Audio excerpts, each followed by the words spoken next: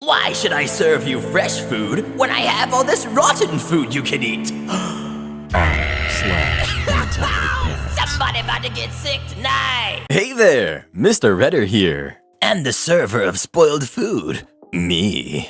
Welcome back to another episode of Reddit Podcast Stories. Our first story we'll be reading today. Karen serves rotten food to the wedding guests, gets exposed. My husband, 27 male, and I, 26 female, were married 8 months ago. We had a big wedding with lots of food and drinks and people. I knew we would likely have leftovers, so I had arranged for them to be donated to the soup kitchen we sometimes work with. However, my mom went behind my back and took most of the food with her. I didn't really know what happened to the food. Until now. My sister, Callie, who's 30, got married over the long weekend. She didn't want to mess with any of the planning, and knowing how my mom was during my wedding, decided to let our mom take over the whole thing. All we had to do was show up where we were told and party. The ceremony was beautiful, but it was when the buffet was revealed that I noticed something odd. The food looked eerily familiar, like identical to what I had had for my wedding, except for a little more dried out and sad.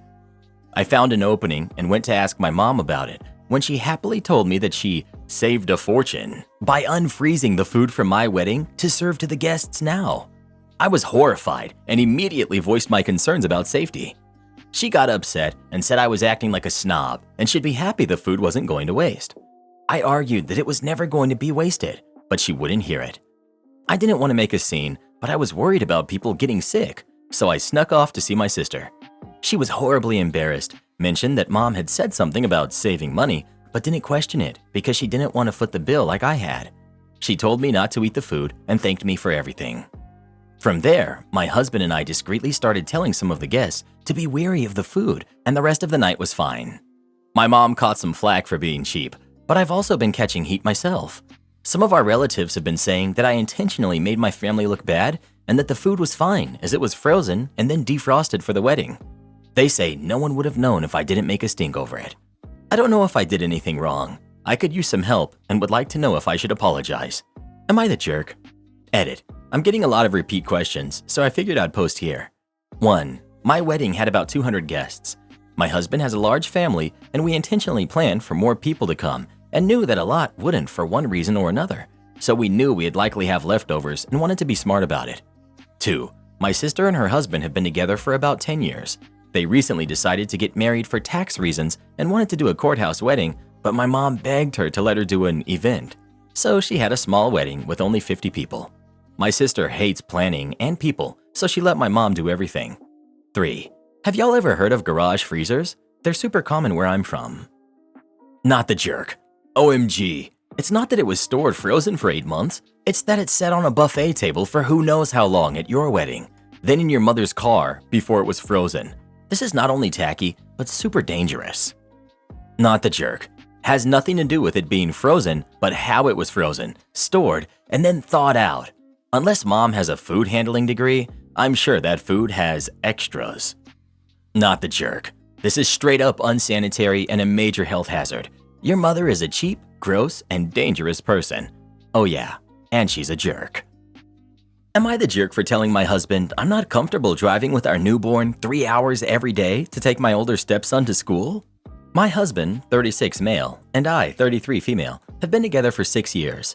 He has a son who's 10 from a previous marriage that goes to school 45 minutes away from us, right next to his biological mom's house. He's with us almost 5 days out of the week, so either my husband or I have been driving him to school every day. That's almost 3 hours back and forth. I asked for him to be moved to a school that's closer to us since he spends the majority of his time at our house. My husband and his ex decided that for now, it's best that he goes to the same school because of familiarity, and maybe next year he'll go closer to us. It's ultimately their decision and not mine. I'm currently pregnant and our baby is due at the very end of December. I asked my husband if my stepson can be taken to school by his biological mom for a month or so after the baby is home so that I don't have to drive 3 hours every day with a newborn in the cold and Midwest snow, especially since winter break is over a week or so after I give birth. To my surprise, I got hit with, "Don't worry, biological mom and I will figure out the arrangements for our son. I get that you will now have a different kid as a priority, but I'm sure that if stepson was your biological son, you wouldn't have a problem doing what needs to be done for both of them." I'm so hurt by that statement. I've taken care of my stepson as if he was my own since he was 4, and I've never treated him any different. I'm on maternity leave now until May of 2024, so I will be home and my husband works 24-hour shifts, so he can't take him on the day that he's working, so that responsibility falls on me. My family lives an hour away, so that's not an option to help with driving or babysitting every day. My husband doesn't have contact with his family. So, am I the jerk for asking for help after the baby is born for a month or so? Edit. His biological mom works 5 days a week, 12-hour shifts, so she'd have to switch her schedule in order to take him to school every day. Edit. Thank you everyone for your feedback and concurring that I'm not crazy in this situation. I've been crying about this thing the entire morning. I've read every single comment and the majority of you are right. It's a hard pill for me to swallow, but I will have to put my foot down. I have a lot to think about and discuss with my husband, but I know one thing for sure is I'm not going to put my baby at risk by driving for such long periods of time. Thank you for caring about me. Not the jerk. Your husband is completely ignorant. He expects you to be up feeding a baby all night, then get 2 kids ready to go, drive an hour in very possibly bad weather at 6 or 7 a.m., there and back, then again a couple of hours later? This cannot even be for the benefit of your stepson. Both kids and you suffer. It's not safe. Sleep deprivation is not safe. What about when the baby needs to be fed and you're driving? You'll have to pull over. Stepson has to wake up too early and spend that limited amount of time out of school in a car. No one is reachable should your stepson need a parent while he's in school, such as illnesses or injuries. Your husband is not a good parent or spouse. He and his ex are not thinking about their kids or you. If they aren't there to actually parent their kids, then they need to figure their own stuff out and not put that on you. Not the jerk. Pregnancy or not, biological or not, driving 3 hours a day for a 10-year-old to go to school when it clearly isn't necessary is a bit unhinged. If you were in the absolute middle of nowhere and online school wasn't available, maybe. Not the jerk. Let them figure it out. You'll be a busy mom with a newborn. I think your counter argument would be, if he were my son, I would enroll him in a school closer to where he lives so he'd be closer to friends, have a better social experience, and doesn't need to spend 3 hours in a car every day. Am I the jerk for expecting my brother-in-law to pay for my jet ski after he let my nephew wreck it? I just had my family out to the lake for Memorial Day. I work remotely from there, so it's not just a vacation home, it's my home.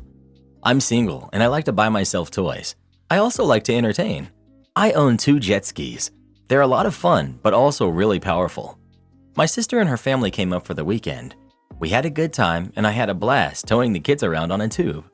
The problem came when one of my nephews wanted to drive the machine. I said no because while I may call it a toy, it's not actually a toy. When I was in the house, my brother-in-law let my nephew drive it, but they skipped a step because he's an idiot. He forgot to attach the tether clip to the life jacket. The kid lost control and fell off. Normally, the tether is a switch in case you fall off, and it turns the machine off if you do so. So, the jet ski took off for a bit and then started making slow circles until it ran into a dock. A bunch of the plastic on the top broke and some got badly scratched. They came and told me, and I told him he had to pay for fixing my machine. He's mad because it was an accident. I said he took it and gave it to someone who didn't have permission or experience, and he's responsible. My sister and I talked, and she paid me for the parts I will need to fix. My brother-in-law is upset because it came out of their fun budget, and now he has to save up again for their vacation. Am I the jerk? Edit. My nephew wasn't hurt, just scared because he fell off, almost getting run over by it, and having to swim to shore. Not the jerk. Your brother-in-law should be begging you not to press charges. That was stupid and dangerous, and he risked his own son's life with his attitude. For real, no means no. Why would your brother-in-law allow his son to use this machine without ensuring his safety in the first place? It came out of his fun budget.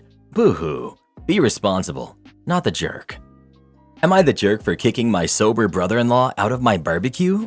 I, 31 male, and my wife, Gal, 30 female, recently bought our first house, and yesterday we hosted our first big barbecue with both sides of the family and friends. Gal's brother, Jim, who's 26, has been sober for 5 months. I don't like Jim. Besides that, he's generally an annoying person. He struggled with his drinking and pills for many years and did all kinds of stuff to the people around him. Lots of theft and trespassing to keep it brief. He's sober now, lives with Gal's mom, and I guess he is getting his life together. Though he still isn't working or dealing with his court stuff, so I don't know what exactly that entails. He's become absolutely insufferable in his sobriety. Everything is about Jesus or sobriety, which I could make peace with, but he also has made it a habit of trying to save everyone around him from the dangers of alcohol. Every visit turns into a sermon or him walking around asking personal questions about people's drinking habits, insisting they need to reconsider their relationship with alcohol. I specifically told Gal that if Jim was invited to this barbecue, that she was going to call Jim and tell him that we wanted none of his preaching there. She got on the phone with him, but she was beating around the bush, so I asked her to put it on speaker, and I told him, Jim, you are invited, but you will not talk about sobriety unprompted to any guests. You're not a doctor or a counselor or nothing, so just don't. I don't want to hear a word. Both Gal and Jim said they understood. Well, the barbecue starts. Everyone was having a good time, and my uncle shows up. I offer him a beer, and he says something like, after this week, I'm gonna need something stronger, boy. Where's the brown stuff? On cue, Jim says something like, I don't know. Kind of concerning that that's how you choose to deal with a bad week, no?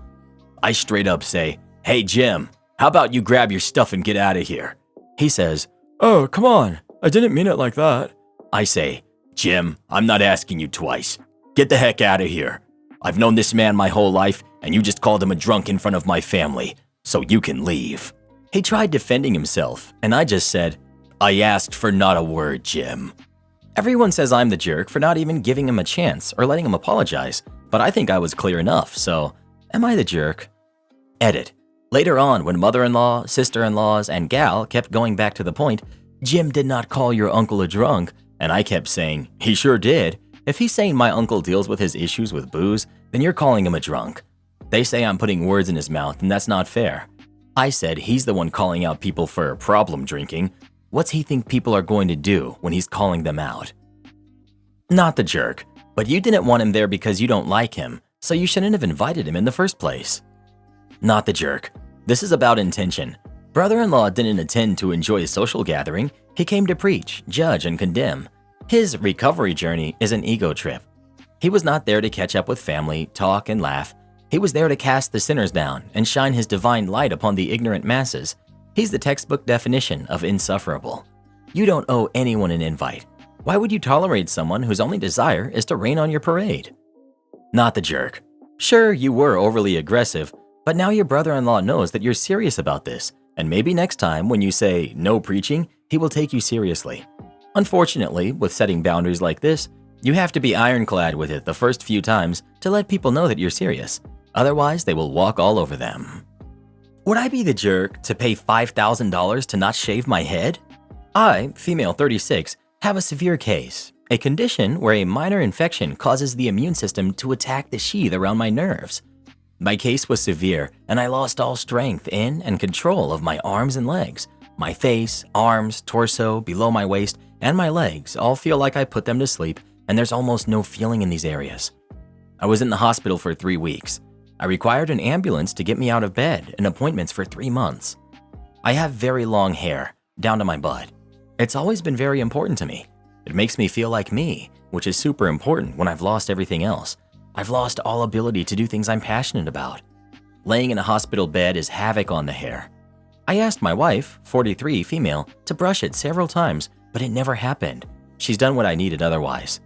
It did hurt a bit, as she knew how I felt about my hair. I asked the care staff at the hospital, but they were too busy.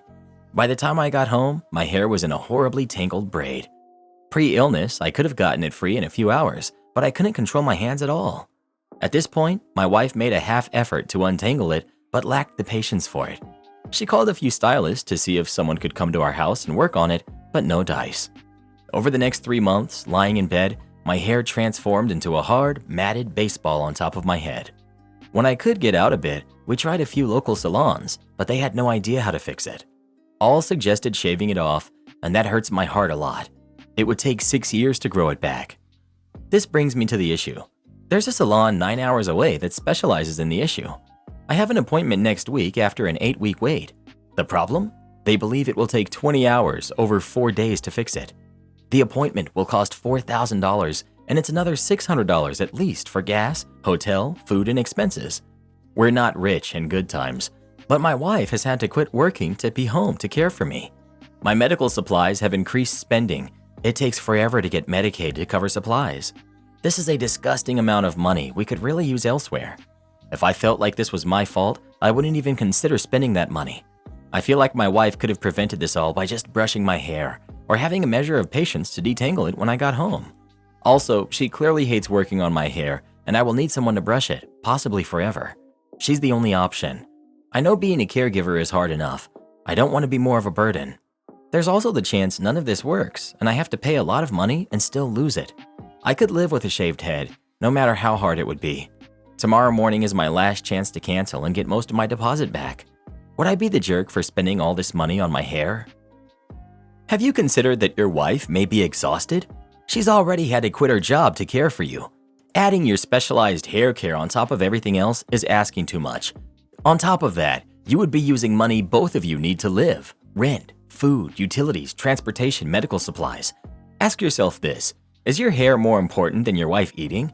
You would be the jerk if you spend $5,000 on your hair when neither of you have an income.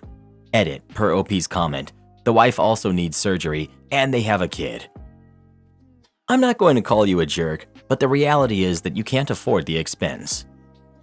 Here's the thing: even if you spend $5,000 and your hair turns out perfect, what happens next month, the month after that? You can't take care of your own hair. Your wife doesn't like taking care of your hair. You would be the jerk to spend that amount of money fixing your hair that you cannot care for yourself. Soft, you're the jerk. You can't afford this. I know you love your hair, but with no income coming in, $5,000 is an awful lot to spend on something that isn't an absolute necessity. Also, what happens after? It doesn't seem like your wife is going to start taking care of it for you. What's to say that it doesn't get matted up all over again? Is there any way that you could have the hair cut and made into a wig? Am I the jerk for revealing while I rejected a promposal nearly 10 years ago? I, 27 female, attended school in the UK.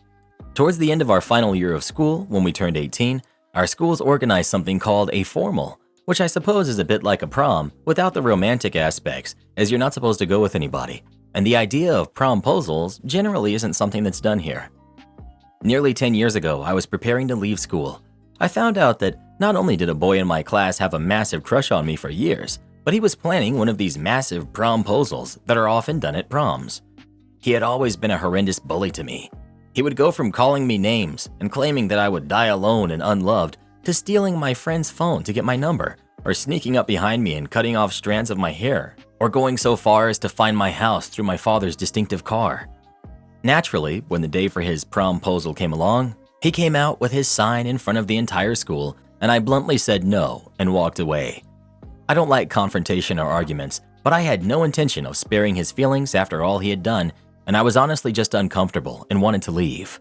He badgered me until the day I left school for turning him down and being heartless. His friends did the same. I didn't care. I recently met one of his old friends in my old town. I went to the business where one of them was working, and he kept bringing this up, saying that my bully had gotten depressed after we left school and hadn't dated at all because he was embarrassed from the rejection and was still hung up over me. He kept asking me why I felt it was okay to reject him like that over some nasty words, and if I was really that petty. I got sick of it, so I told him, turns out that because of all these creepy things that happened within the classroom, he hadn't seen them or even heard of them happening. His friends and my other bullies within the class were covering for him. The friend abruptly left without a word, but apparently the gossip did the rounds. Now the friend group is divided in two. Many of them who didn't know are upset with him for lying and upset that their other friends hid what was happening as they think it went too far. The others are upset at me for airing his dirty laundry. His parents apparently also know now, and they're upset that he had their sympathy through lies, and now they know that he practically stalked me, which brings up questions about whether they want him to take over the small farm versus his younger brother. I wonder if I should have just let his friend be mad at me. I'd probably have never seen him again anyway. I didn't know that he would tell anyone, as he's never been one for gossip that I knew of. But I also didn't expect this to potentially ruin the life of someone I haven't seen for nearly a decade. Am I the jerk for telling his friend the truth about what happened? Not the jerk. Were you expected to lie for someone who made your life horrible for years? How could you possibly have known that everyone would find out? And even if you did, that changes nothing. He chose to do what he did all those years ago, and now he's getting found out for being a creep and a bully and lying to all of his friends, and that's somehow your fault? I don't think so. Am I the jerk for not sharing my inheritance with my cousins? So I'm 31, female. My mom passed when I was 4. She was 26. Dad has never been in the picture. After my mom's passing, her twin brother, my Uncle Jack, became my legal guardian. He passed away suddenly 2 months ago. My grandparents started a watchmaking company over 50 years ago. They ran it for over 40 years and retired a decade ago. My uncle took over. When I went to live with my uncle, he just started working for the company full-time after graduating college. Instead of having a babysitter, he would take me to work if I was not in school. Uncle met Melissa when I was 10. She was very nice to me. They got married when I was 12 and had their first kid a few months later. When my cousin Mark, who's 20, was born, things changed. She stopped packing my lunch and other stuff. I knew that she was not my mom, but before she would just look at me with a smile, and after she would barely acknowledge my existence. They had 2 more sons. Anyways, I worked there part-time as a teen helping out, and Uncle taught me a few things. Uncle took over the company in 2012. My grandparents gave it to him. He took it from 145 employees to almost 1,000 in 10 years, even started a watchmaking school. I went to college, then Uncle hired me full-time as a designer. Time went on, Mark would work for like 4 hours a week and get a full week's pay, and I've heard all of my cousins and my aunt talk about how watchmaking is stupid and that it's too much for something that only tells you the time. This comment is particularly ignorant, as we don't make only watches anymore, and I thought Mark paid just enough attention to know that. But it seems I was wrong. So it never seemed like they were interested in the company. Back to now. After my uncle's funeral, my aunt informed me that they were selling the company as it's useless to them, but they were willing to let me make an offer first. I was heartbroken. I just lost my uncle and was probably going to lose my job because there was no way I could get the money. Last week, my uncle's will was read. All the money was divided in equal parts among me, my cousins, and my aunt. She got part of his house. I got the company, 100% of it. They were furious.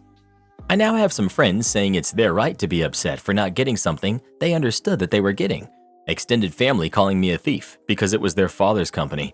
And my cousins texting me things like, "Just give it to us. We're contesting the will. Meeting our lawyer tomorrow." Or, "We're going to destroy you for what you're doing."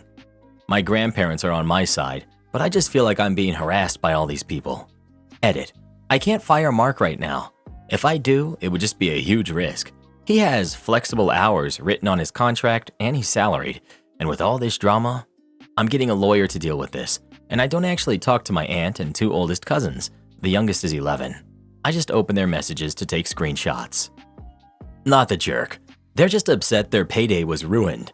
Your uncle clearly wanted his company to stay in the family. That's why he gave it to you. Karen and her family harassed my girlfriend and I over a parking spot. Big mistake. I live on a cul-de-sac where I rent a back house from my landlords. There's another elderly tenant who lived inside the landlord's house I was very close with that we'll call Good Sir. I have these neighbors next to me who I had gotten along with for as long as I had lived here before lockdown. The husband, we'll call him Mr. Chill because he had been really cool with me. My neighbors have 3 cars between them. 2 belong to Mr. Chill and his wife. We'll call her Mrs. Hypocrite, and the other car belongs to their daughter. When lockdown hit, Mr. Chill's family, for some reason that didn't make sense to me, suddenly stopped parking their cars in the driveway and would park them all on the curb in front of their house, as well as daughter taking the spot I usually parked in. Finally, after a few months of this going on, I see their daughter outside, and I ask her if she wouldn't mind sharing the spot that I used to park in with me, explaining my situation with being overworked and exhausted from my job. She gives me an annoyed look and just responds by saying, "I use it." I realize I'm wasting my time. I tell her never mind and I go inside. Not even 5 minutes later, there's a knock at the door, and it's Good Sir, letting me know that the neighbors want to talk with me. Mrs. Hypocrite is standing there all upset, asking me what the problem is. I explain to Mrs. Hypocrite what I said to their daughter, and she apologizes for coming off so angry and says, "You know, street parking is what it is. It's first come, first serve, and we're not parking to try and give anyone a hard time." The conversation goes nowhere, but we do end it peacefully.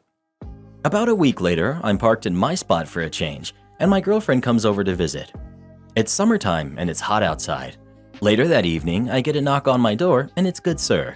He says the neighbors want to talk, and I see Mr. Chill standing right there, and he just asks if my girlfriend could move her car because she's got a bunch of curb behind her, but not enough for another car to fit. Before I can even say anything, Mrs. Hypocrite shows up out of nowhere and goes off saying, I'm sick of going back and forth about this. She is double parked, and there's not enough room for another car to fit. I understand that she's your girlfriend and she's visiting, but I believe that residents should get priority parking first. It looks like you guys are trying to save the parking for yourselves, and I'm not dealing with this anymore. She needs to move her car. I'm in complete shock and have a lot that I wanted to say, but I don't, and I just go inside to ask my girlfriend to move. She thinks they're hypocrites and moves just because she feels like that's all they have to feel proud of in their lives. The only reason I gave in to them is just so my landlords do not get involved and risk it turning into them not wanting to renew my lease with me. Otherwise, I would have said something. Funny enough, even though they got upset at my girlfriend for double parking, their daughter is the queen of doing that on our cul-de-sac without Mrs. Hypocrite telling her anything. Last year in November, good sir wasn't doing too well and went into hospice care.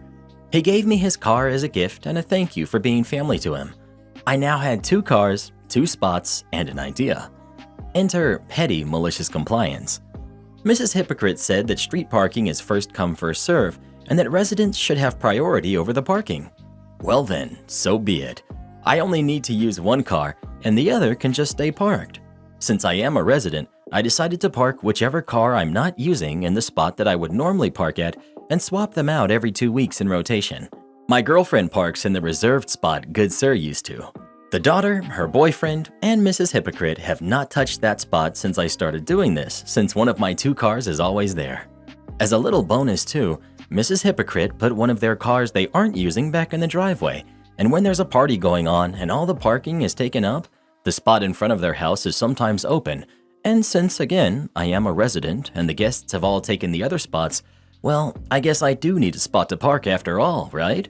Sorry, Mrs. Hypocrite, and to the daughter. I guess you'll just have to park around the block and take a nice walk to get to your house. I'm only following what you believe the parking rules should be. Am I the jerk for filing a noise complaint about a single mom with a newborn? I, 26 female, live in an apartment. I'm a resident in a medical profession and I work 100-hour weeks, plus a lot of additional hours of studying and paperwork. I hardly sleep as it is. I cannot wear earplugs because I need to be able to hear my phone when on call or if I'm called about a patient under my care. This happens frequently and I never turn off my phone and only update it when I'm at work. Just for an idea about how strongly I'm attached to my phone. My downstairs neighbor had a baby last month. Since she came home from the hospital, I haven't slept through the night. I'm woken up every 1 to 2 hours by the baby and this baby screams. I know the mom is trying her best. I'm sure she doesn't want to be woken up either, but I'm losing it. I fell asleep Thursday standing up in the middle of rounds. My attending was not impressed and I was reprimanded. My boyfriend has been encouraging me to file a complaint because it's not fair that I can't sleep. I've tried to talk directly to my neighbor to ask if she could stop walking around her whole apartment. I've tried sleeping on my couch, which is better, but mom walks the baby around the apartment. Or maybe if there could be some soundproofing done. But every time I've had the chance to go to her apartment, she's got a note about the baby sleeping and please don't knock. I do not have her number or any other way to contact her. I feel weird about leaving a note and want to address it in person. So I spoke to my landlord Friday evening. I was very clear that I'm not trying to blame her. I just wanted to know if there could be some soundproofing done or something. The landlord said they would look into options. Well, Saturday I had a day off mandated because I'm now considered a risk to patients, which is causing a whole host of issues for me. I was sleeping and woke up to pounding and screaming. The mother was furious with me and kept screaming about how I'm selfish and trying to kick out a single mom, etc. Neighbors were watching and I kept trying to explain, but she and the baby just kept screaming. I lost it. I'm beyond exhausted and just screamed back. I told her that her baby is so loud she might cost me my job and that I just can't function anymore because of her and that soundproofing isn't the end of the world. If she can't soundproof, she should be considerate and buzz off from the apartment building. She started crying and left. I feel awful about it. I know I shouldn't have yelled. I know that makes me the jerk. But am I the jerk for filing a complaint? My impression was the landlord was going to fix the issue, not kick her out. I don't want that. Edit. Thank you for the replies. Just to address a couple points. 1. Yes, working these hours is insane. It's not okay. But unfortunately, the way this field works is you either get on with it or they will fire you, and there goes the last decade of my life. Matching with another residency is next to impossible. Besides, I want this career. Hopefully it'll change as the younger generation pushes for change. 2. I live on the top floor of my building. I've been here 5 years. There's been a few families with kids, including babies, that have lived here over the years. Life sounds have never been an issue. This baby is loud and it's constant. The baby will scream every 2 hours or so and can go on for over an hour most of the time. I do not think the mom can just tell the baby to be quiet. I want solutions so I can sleep, and that's it. I've tried soundproofing my apartment. Short of tearing up the floor and installing insulation of some kind, I've done everything that I could find online. It has not helped. I hear the baby crying, by the way, when the mother walks the baby around the apartment. I don't hear her walking. When the baby is in the bedroom, I can sleep through the crying, but when the baby walks over my head, I cannot. I cannot just move. Firstly, finding the time to move or the money is impossible. I have to live 15 minutes from the hospital, which is why I can't stay at my boyfriend's, and I'm lucky my landlord has kept my rent down. He's rented to many residents from this hospital for decades and cuts us a break, since I can't afford anything else in this area. I might be a doctor that works a lot, but I don't even make $40,000 a year before taxes, and then take about half of that to our student loans, so moving to a house isn't an option. 4. Yes, I could sleep in an on-call room and do occasionally, but as people have said, the rooms are awful and they're not really quiet with all the other residents trying to work, sleep, etc. Plus, I think it's reasonable to want to go home and sleep when I can. I have to make food, do laundry, call family in private, and decompress alone. So driving home and doing that and driving back to sleep for the foreseeable future isn't going to work. 5. I don't wake up to vibrations. I need the sound. I've tried noise-canceling earbuds. I don't like the headphones. I can't get comfortable. But spend most of the night terrified they'll fall out and I won't hear my phone, so I don't sleep. Missing a call is automatic grounds for termination, so the fear is very real for me. 6. My landlord called me earlier today and told me he heard about her coming to scream at me. He informed me he had no intention of evicting anyone. He spoke to her about when he could come and soundproof her apartment. He's been considering this for a while and has decided to bite the bullet and soundproof every apartment, starting with hers, as multiple people have mentioned this to him as well. She was never in danger of being evicted. I never wanted that either. Babies cry, but I didn't sign up for this. I've never had this issue in any apartment I've lived in. This is the first complaint I've made in over 5 years, besides my shower head breaking. I think soundproofing is valid. Maybe it'll disrupt this mother, but I've decided I don't care. Long term, this will be better for everyone. And yes, I'm the jerk for yelling at her. I snapped, and since everyone keeps saying this woman is exhausted and sleep deprived, so I should be understanding, I think the same can be said for me, since I'm awake when she's awake, so sleep deprivation on both ends probably led to very bad communication on both ends. Hopefully the soundproofing will resolve some issues. Welcome aboard to our newest subscribers, MacGyver, Eduardo, and Jade. Do this, subscribe to our channel and turn on the bell for all notifications, and you could get a shout out in our next video.